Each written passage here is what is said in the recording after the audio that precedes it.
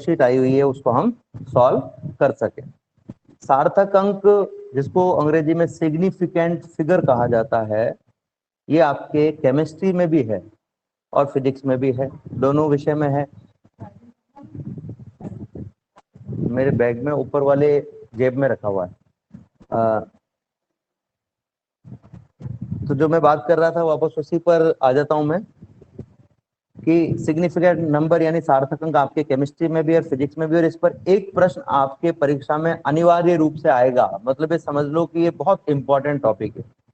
बच्चों, सार्थक अंक होता क्या है? अगर हम इसकी परिभाषा की बात करें तो किसी भौतिक राशि को शुद्ध रूप से व्यक्त करने के लिए जो आवश्यक अंक होते हैं, ऐसे अंक जिनसे उस राशि की विश्वसनीयता के बारे में बताया जा सकता है। विश्वसनीयता का मतलब ये नहीं कि राशि झूठी होगी, विश्वसनीयता का मतलब यह है कि जिससे राशि को पूरी तरह से व्यक्त किया जा सकता हो, उसे हम सार्थक अंक या सिग्निफिकेंट नंबर कहते हैं।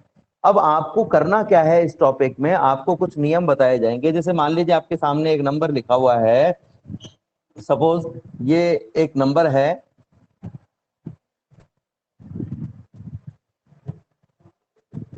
ये एक नंबर है 2, 3, 5 और 7। ठीक है, तो इसमें आप देखेंगे कि 4 अंक हैं, 2, 3, 5 और 7। हमारा जो मुख्य उद्देश्य है वो ये है इस टॉपिक का कि कोई भी दी गई संख्या, कोई भी दी गई संख्या में जितने भी अंक दिए हुए हैं, अब जब मैं कहूंगा अंक तो आपको एक एक डिजिट को ही गिनना है, सिंगल डिजिट को ही गिनना है। पहले 2 को गिनना है, फिर 3 को, फिर 5 को, फिर 7 को। उनके बारे में पता लगाना है कि वो सार्थक अंक है या नहीं है। अगर वो सार्थक अंक हैं, जैसे इसमें ये चारों ही सार्थक अंक है, तो हम कहेंगे भाई इसमें टोटल 4 सार्थक अंक है। अब ये जो सार्थक अंक हमने संख्या लिखी है, वो इन डिजिट्स के काउंट लिखे। इन डिजिट्स को ना तो जोड़ा है, ना घटाया है, ना इसकी वैल्यू लिखी है, हमने केवल काउंट लिखे हैं। भाई 4 डिजिट है, अगर इसकी जगह 2, 3 और 5 होता तो हम कहते 3 डिजिट है, 3 सार्थक अंक हो जाते।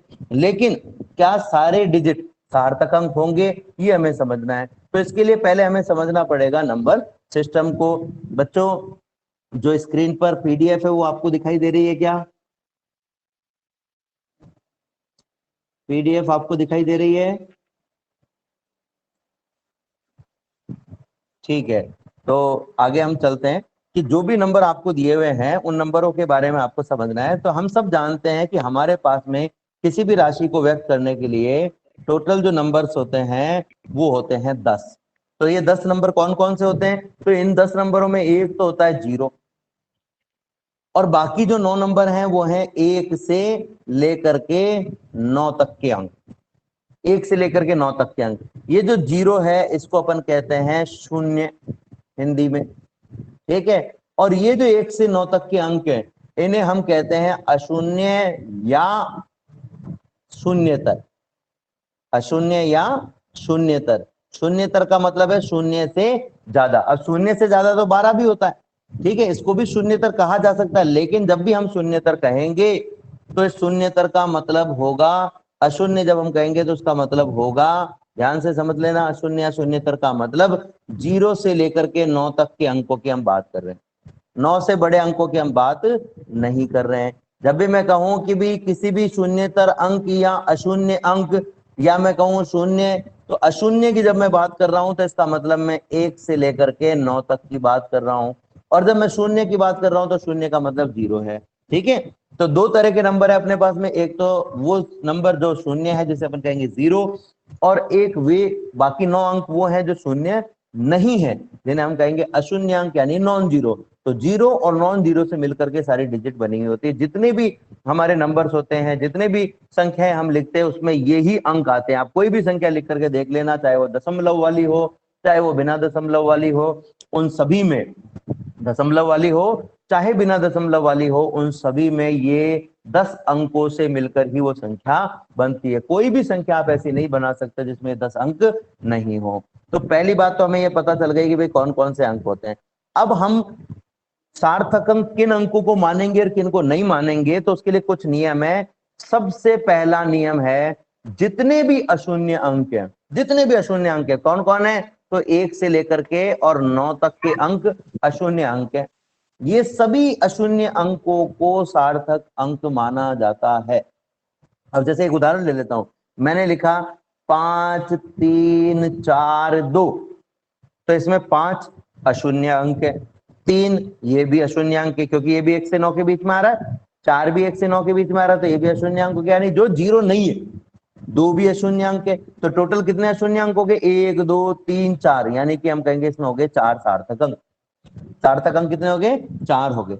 अब आप सोच रहे हैं साहब ये तो अशून्य अंक है और अगर इनके बीच में कहीं जीरो आ गया तो, जीरो आ गया तो क्या करेंगे, तो अगर जीरो आ गया तो बाकी के जो नियम है वो सारे हम जीरो के लिए पढ़ेंगे। अब ये जीरो कहाँ कहाँ आ सकता है, ये जीरो बीच में आ सकता है, ये जीरो लास्ट में आ सकता है, ये जीरो पहले आ सकता है, ये जीरो बिना दशमलव वाली संख्याओं में आ सकता है, ये जीरो दशमलव वाली संख्या यानी पॉइंट वाली संख्या में भी आ सकता है और बिना पॉइंट वाली संख्या में भी आ सकता है, ये जीरो एक से बड़ी संख्याओं में भी आ सकता है और एक से छोटी संख्याओं में भी आ सकता है।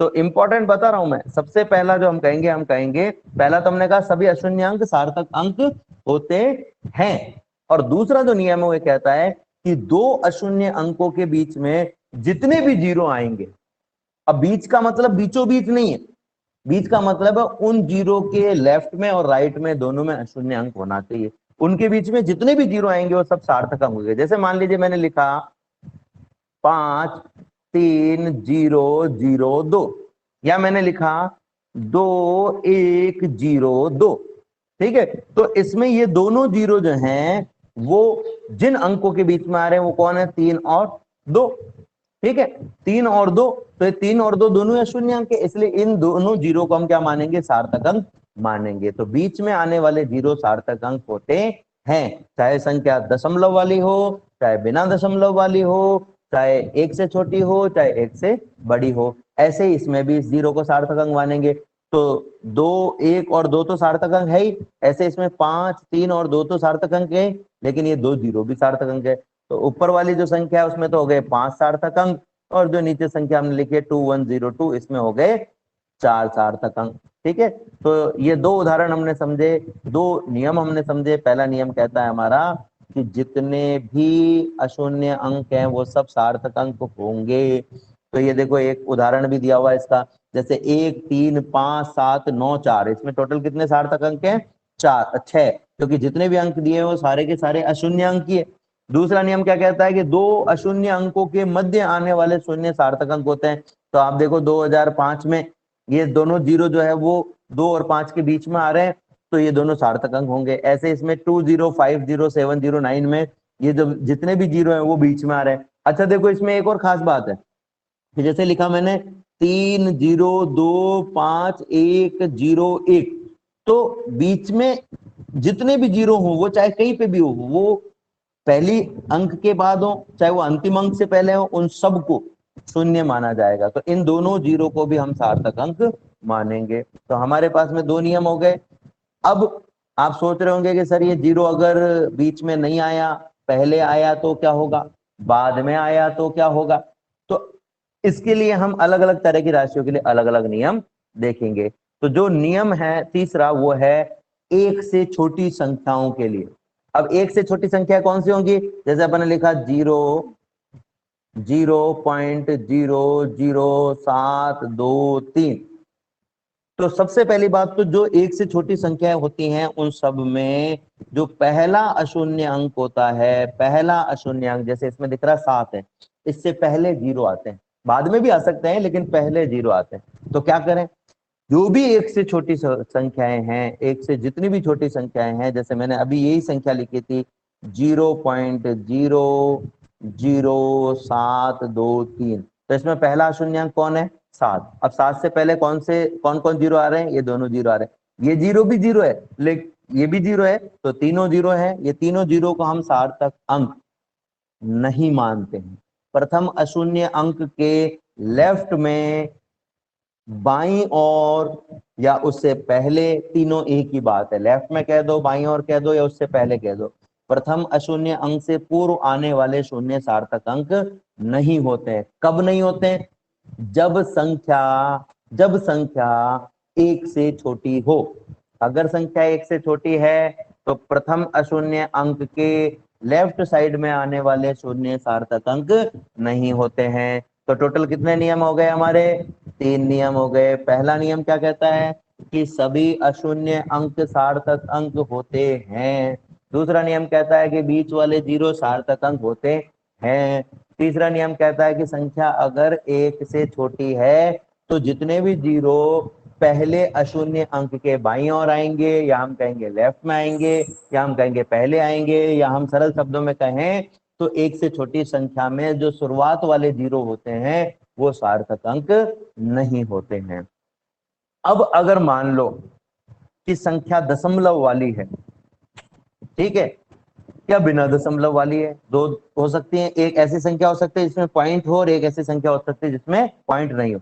तो देखो जो शुरुआत के जीरो थे उसके लिए जब हमने नियम बनाया तो उसमें हमने कहा कि संख्या एक से छोटी होनी चाहिए, क्योंकि शुरुआत में जीरो एक से छोटी संख्या में ही आते हैं। अब जैसे मैं लिखूं 007 तो ये तो लिखने का कोई औचित्य नहीं है, लेकिन अगर इसकी जगह होता 0.007 तो यहाँ ये दोनों जीरो लिखने का औचित्य है। इसलिए हमने केवल एक से छोटी संख्याओं के लिए प्रारंभिक जो जीरो आते हैं उसके लिए नियम देखा है।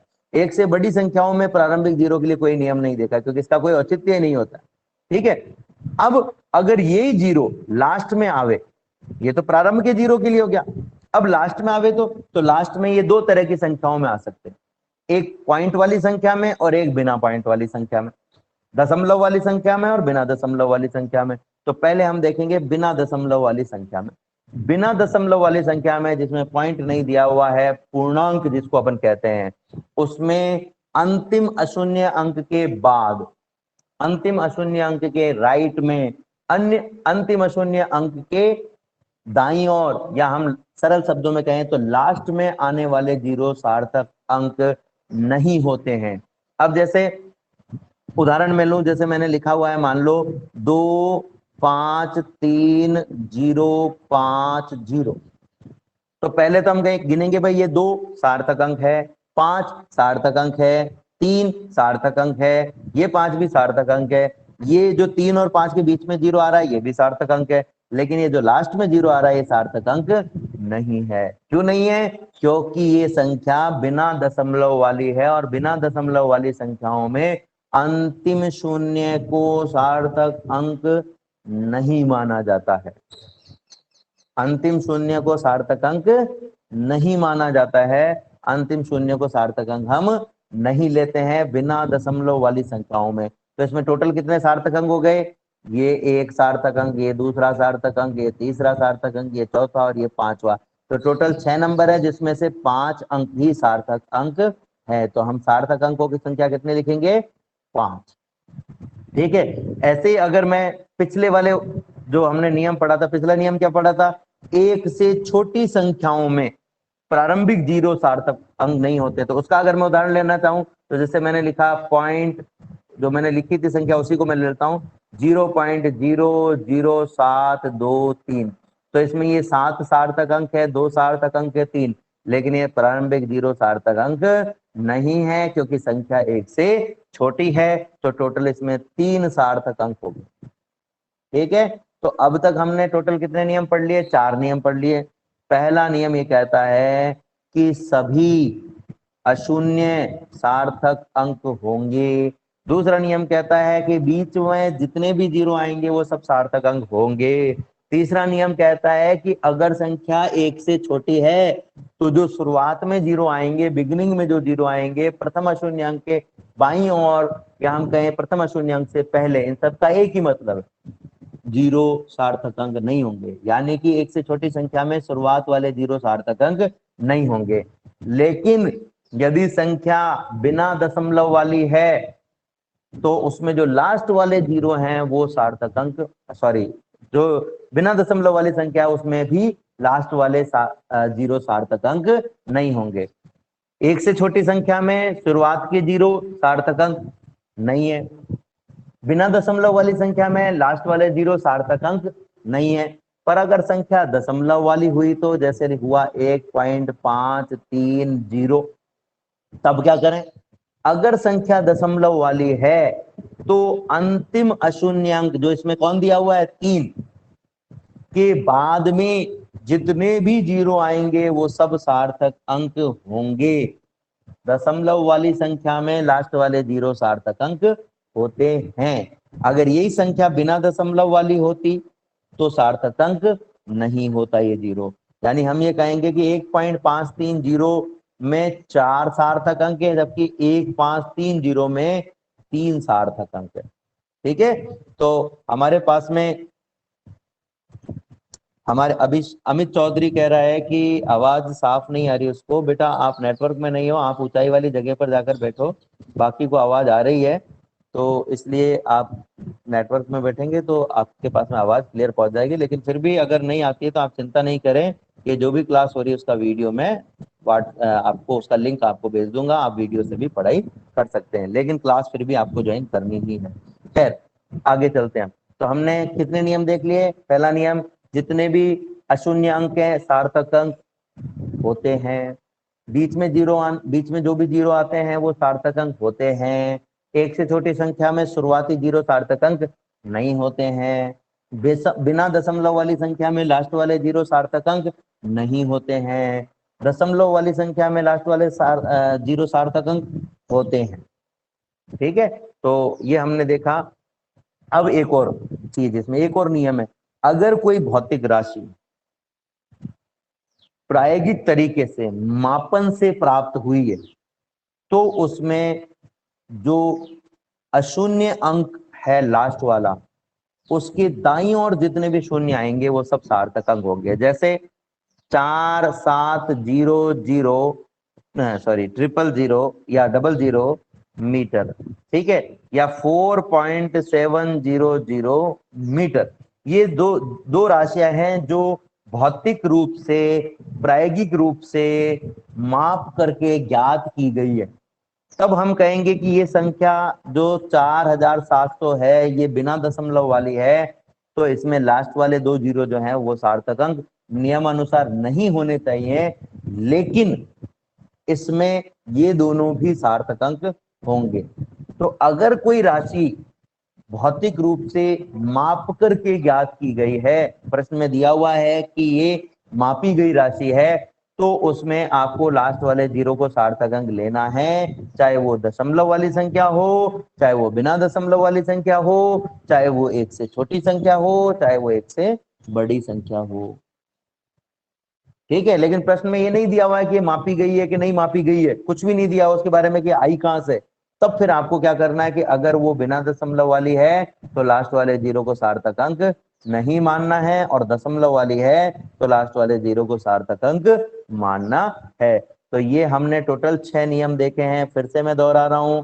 पहला जो नियम है वो ये कहता है कि सभी अशून्य अंक सार्थक अंक होते हैं। दूसरा नियम कहता है कि जो दो अशून्य अंकों के मध्य शून्य आते हैं, दो अशून्य अंकों के मध्य जितने भी शून्य आते हैं वो सब सार्थक अंक होते हैं। तीसरा नियम कहता है कि एक से छोटी संख्याओं में जो प्रारंभ में शून्य आएंगे, शुरुआत में जो जीरो आएंगे, बिगिनिंग में जो जीरो आएंगे, वो जीरो सार्थक अंक नहीं होते हैं। चौथा जो नियम है वो ये कहता है कि अगर संख्या बिना दशमलव वाली है तो जो लास्ट में जीरो आएंगे, लास्ट अशून्य अंक के बाद में जितने भी जीरो आएंगे वो सब सार्थक अंक नहीं होते हैं। और पांचवा नियम ये कहता है कि अगर संख्या दशमलव वाली है तो लास्ट वाले जीरो सार्थक अंक होंगे। देखो ये जो नियम है चौथा और पांचवा, इसमें ही कंफ्यूज होते हैं, बाकी कोई कंफ्यूजन नहीं है। चौथा क्या कहता है कि बिना दशमलव वाली है तो लास्ट वाले जीरो सार्थक अंक नहीं होंगे, और दशमलव वाली है तो लास्ट वाले जीरो सार्थक अंक होंगे। लेकिन अगर यही राशि भौतिक रूप से माप करके लिखी गई है तो चाहे वो बिना दशमलव वाली हो, चाहे वो दशमलव वाली हो, उसमें लास्ट वाले जीरो को सार्थक अंक मानना है। ठीक है, तो ये 6 नियम हमने देखे। अभी और कुछ नियम भी है इसमें। 7वां नियम, अगर कोई राशि 10 की घात में लिखी हुई है, जैसे लिखा हुआ है 5.3 गुणा 10 की घात 23, तो ये जो 10 की घात 23 है इसको आपको सार्थक अंकों में काउंट नहीं करना है, केवल बाकी बची हुई राशि पर ही सार्थक अंकों के नियम लगाने हैं। तो इसमें टोटल कितने सार्थक अंक हो गए? 2 सार्थक अंक हो गए। अगर इसकी जगह होता 5.03 इंटू 10⁻7, तो हम कहते हैं 10⁻7 को आपको नहीं गिनना है, केवल 5.03 में ही सार्थक अंक का नियम लगाना है। जो भी नियम लगेंगे वो नियम अपने को लगाने हैं। तो घात वाली जो राशि होती है उसमें आपको घात के अंक पर ये नियम नहीं लगाना है। ठीक है, अब अगला टॉपिक जो इसी भाग का दूसरा टॉपिक है, उसको पढ़ने से पहले मैं एक छोटी सी चीज और इसमें बता रहा हूं। मान लो आपके पास में कोई संख्या लिखी हुई है 3.527, ठीक है, तो इसमें पॉइंट के बाद में 3 संख्याएं हैं, लेकिन आपको मान लो किसी कारणवश पॉइंट के बाद में 2 ही संख्याएं चाहिए, तो आपको इस 7 को यहां से हटाना पड़ेगा। तो 7 को हटाने का नियम है, वो संख्या जैसे आप हटा रहे हो, अगर वो संख्या 5 से बड़ी है तो आप उसे हटा करके उससे पहले जो संख्या आ रही है, कौन आ रही है, 2, उसमें 1 जोड़ दो, यानी हो जाएगा 3.53। हटाई गई संख्या अगर 5 से बड़ी है, हटाई गई संख्या अगर 5 से बड़ी है, तो ऐसी स्थिति में उस संख्या को आप हटा दीजिए, और हटाने के बाद में उससे पहली संख्या में आप 1 जोड़ दीजिए। बच्चों, आवाज आ रही है मेरी आपके पास में, पहुंच रही है क्या आवाज? मेरी आवाज आप तक पहुंच रही है क्या बच्चों? हाँ सर, आ रही है।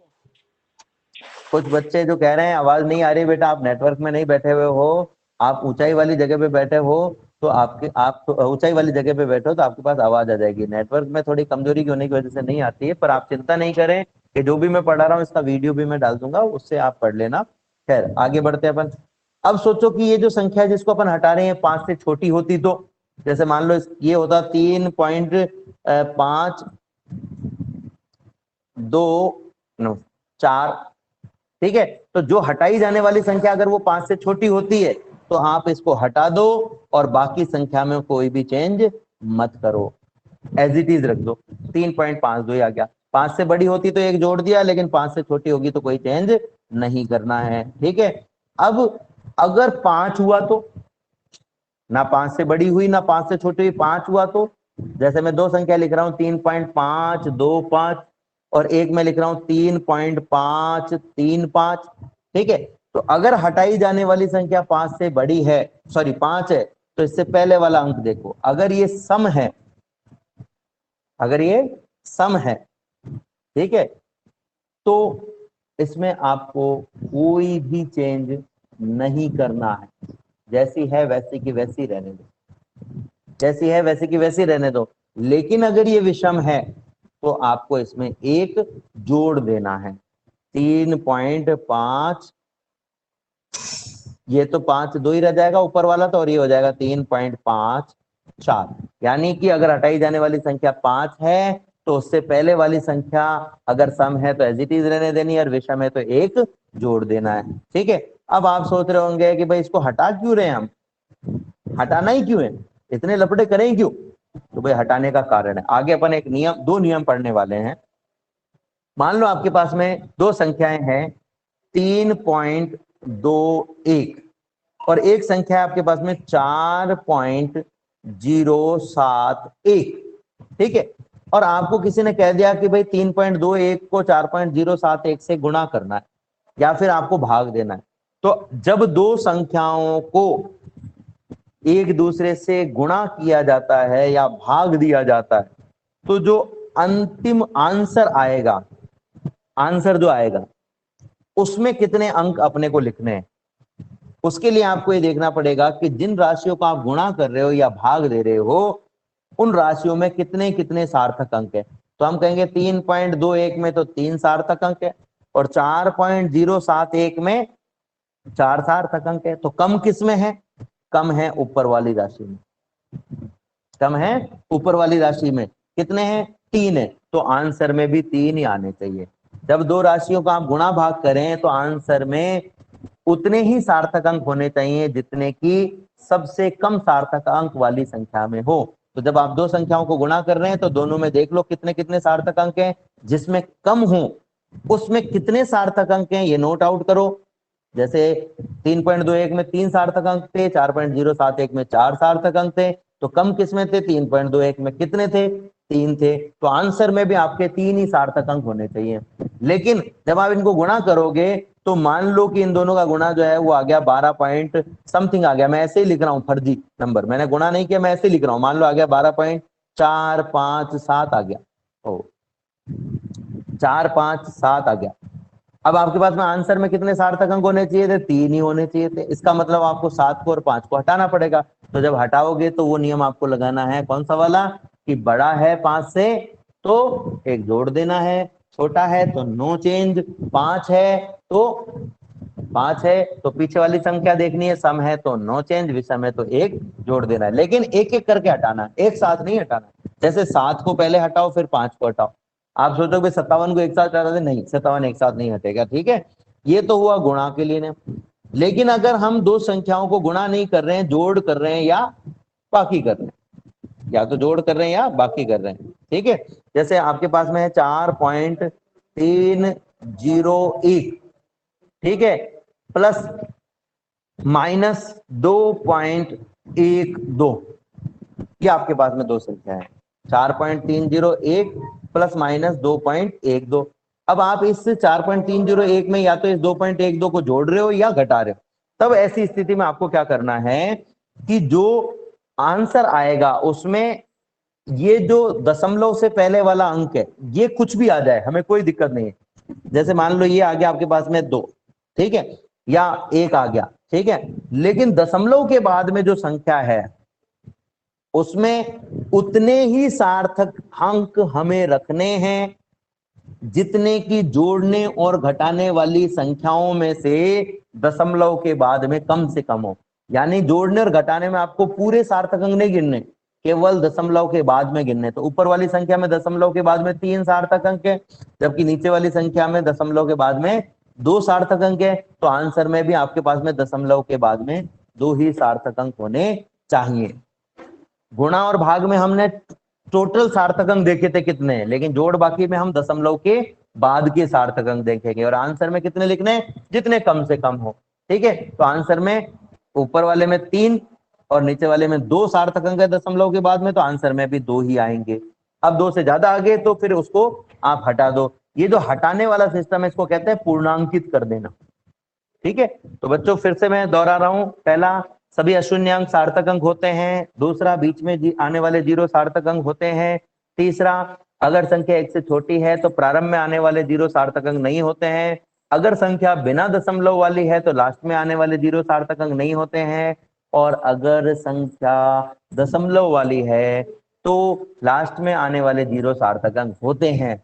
पर अगर भौतिक राशि माप करके ज्ञात की गई है तो चाहे संख्या बिना दशमलव वाली हो चाहे दशमलव वाली हो, लास्ट में आने वाले 0 सार्थक अंक होंगे। और अगर राशि घात के रूप में दी गई है तो घात वाला जो अंक है उसको सार्थक अंकों में नहीं गिना जाता है। लेकिन घात वाला कौन सा, केवल 10 की घात वाला।